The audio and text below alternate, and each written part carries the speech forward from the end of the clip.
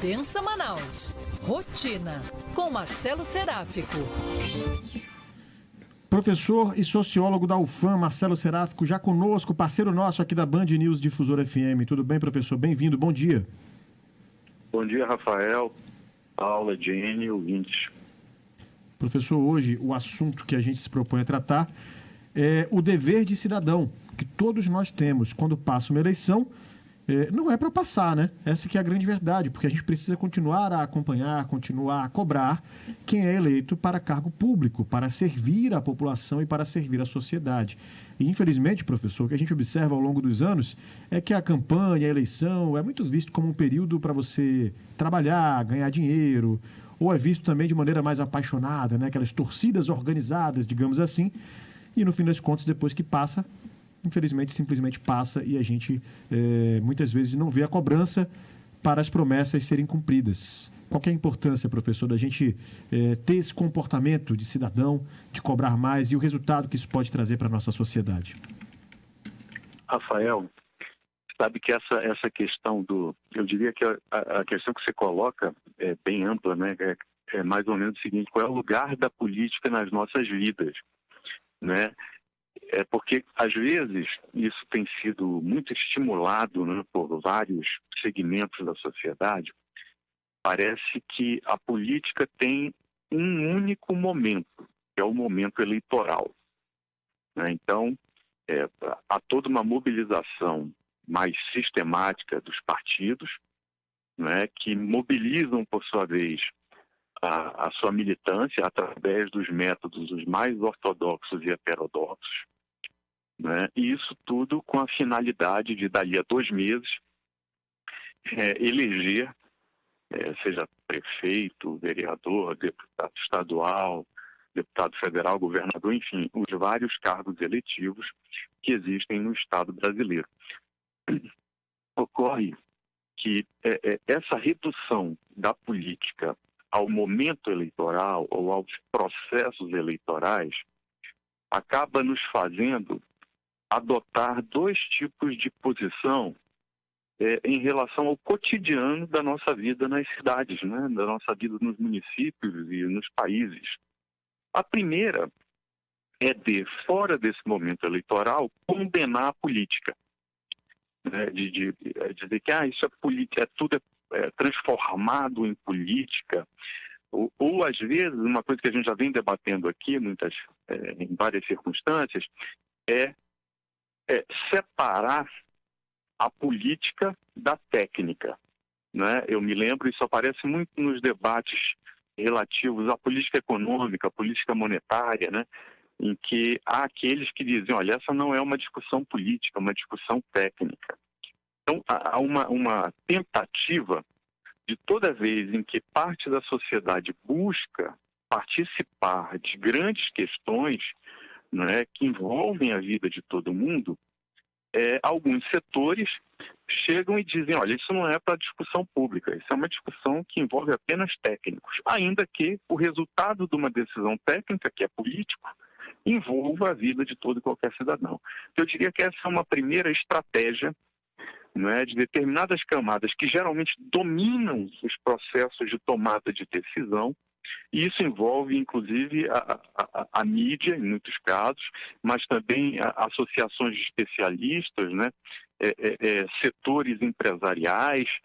Há uma série de agentes e atores sociais que buscam isolar a população, ou a maioria, né, das pessoas que constituem a sociedade, de determinadas discussões, tornando, portanto, decisões específicas relativas à política exclusividade deles mesmos.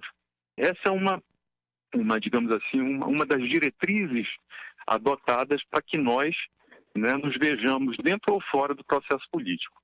A outra tem a ver mais com uma tentativa de conter, digamos assim, o debate público, não é, em torno de, eu diria até que de tabus, né? Então, por exemplo, o debate em torno do teto de gastos, né, que depois se transformou no arcabouço fiscal, de novo transformado numa questão técnica. É um debate político que diz respeito a todos os investimentos públicos não é, necessários e possíveis no decorrer de um exercício de mandato, às vezes, mas vinculados à lei de diretrizes orçamentárias.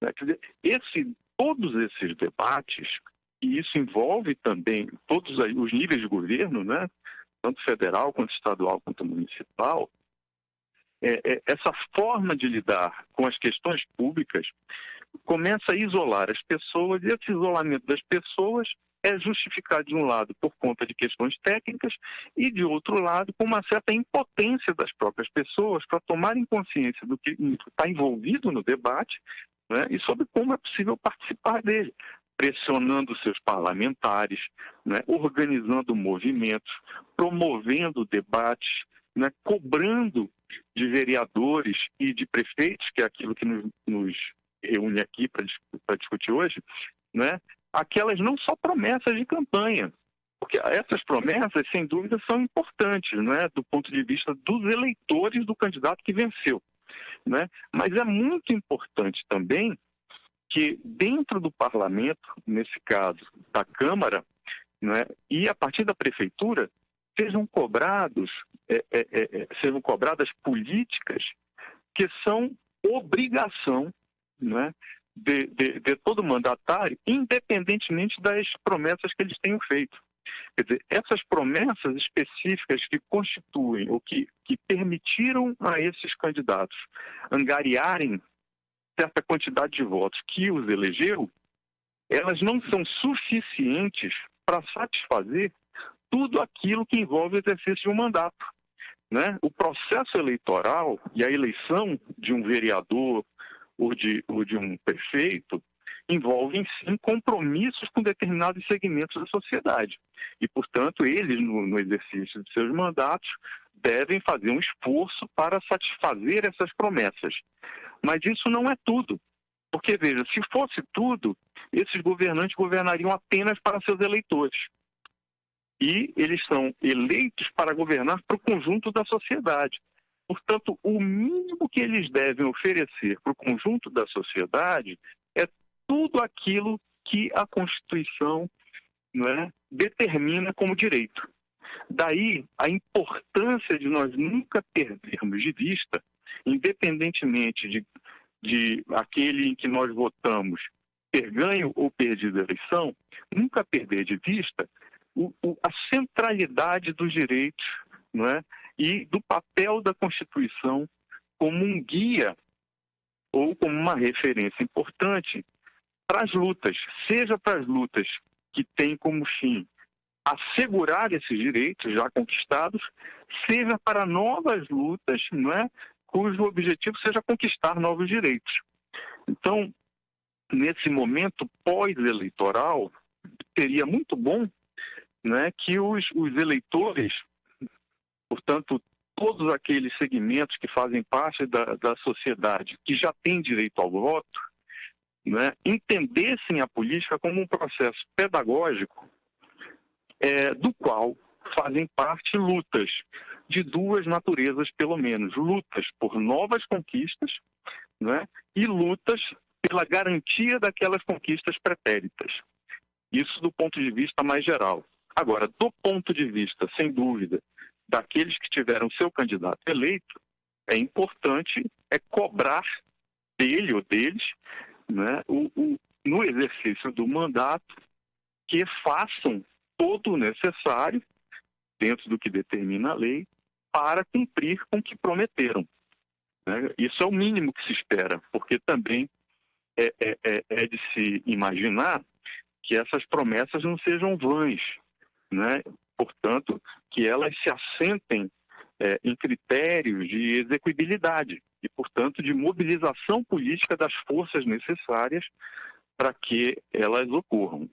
Eu acredito, Rafael, que esse lugar central da política nas nossas vidas, mesmo que muitos não saibamos, precisa ser muito levado a sério, porque, no final das contas, é através da política que a gente pode ter consciência sobre o aumento ou a redução do custo das nossas vidas, né, que a gente pode ter consciência sobre o porquê, em alguns momentos, aumenta ou diminui a segurança, sobre por que nós, às vezes, perdemos ou conquistamos direitos, porque é no debate político, é na polêmica, que se esclarecem, na verdade, os pontos de vista que circulam na sociedade, né, e quais aqueles que terminam predominando sobre outros, e por que isso acontece.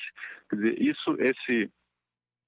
essa, digamos, inserção na vida coletiva, através do processo de conscientização, também permite que a gente faça escolhas e reavalie escolhas também, né? Então, acho que é muito importante não esquecermos disso, né? O processo eleitoral envolve um certo período das nossas vidas, mas ele não esgota o processo político. O processo político, na verdade, não tem nem um começo, nem meio, nem fim, né? Ele é cotidiano, ele se dá em todos os nossos espaços de socialização, que vão desde a família até o trabalho, a universidade, a escola, a igreja, né? Em todos esses espaços nós estamos sendo expostos, né, a perspectivas, pontos de vista sobre a vida social, né, e projeções também sobre o que essa vida deve ou não deve ser.